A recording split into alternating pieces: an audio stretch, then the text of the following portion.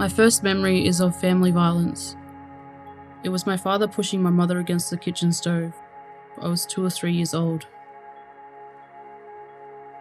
For both my mother and father, family violence was intergenerational. If my mother had a different experience as a child, she would not have ended up in the situation she did, and I wouldn't have either, or my 6 siblings.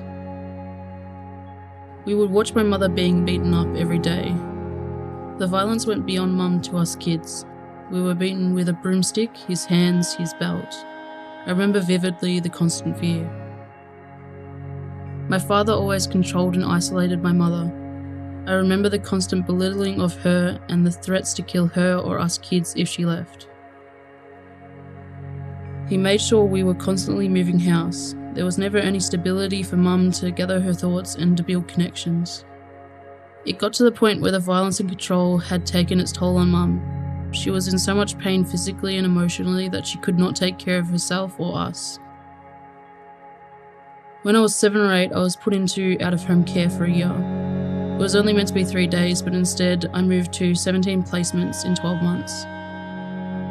I cried myself to sleep every night. After 12 months in out-of-home care, I went back home. Even though I was bullied, school was my one safe place because it was stable.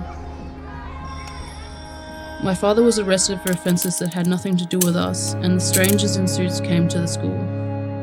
I was left alone in a room with these strangers who asked me questions like, "Tell us about what your mother and father do to you. Tell us about your life." School was no longer my safe place. We ended up in children's court, and again I was put in a room with strangers by myself. I knew they were trying to take us away from mum. People assume that kids don't understand, but we knew.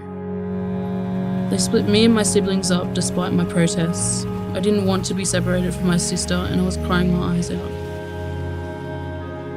I was 11 years old, and from that moment I was in out-of-home care until I was 18. There was no one I could talk to. There was no one I could trust.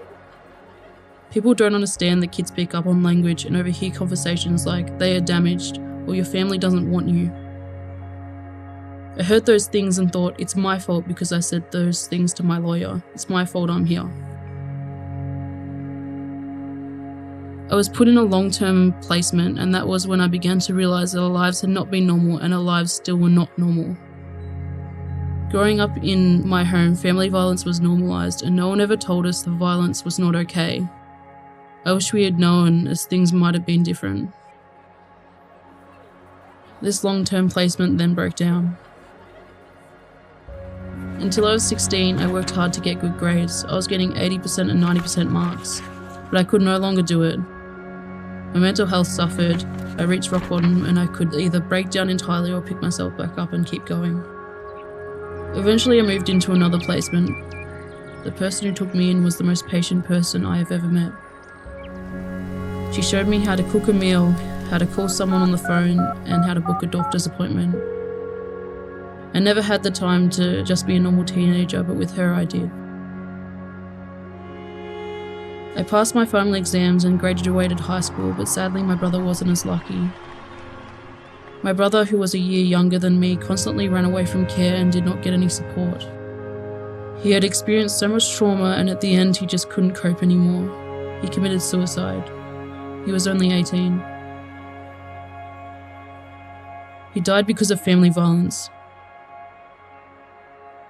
My father, the system, and society as a whole all failed him. For children like me, family violence is like one small stone in a massive flowing river. Under the surface, there's a lot more happening that's unseen, and this is what hurts children the most. No kid should have to go through what I've been through, and if I can make it one less kid, that's something amazing in and of itself. There are things you learn from experiences like mine that give you the capacity to understand why people end up who they are. I want children and young people who've been in the same situation as me to know, your origin is not your future, your origin is not who you will be.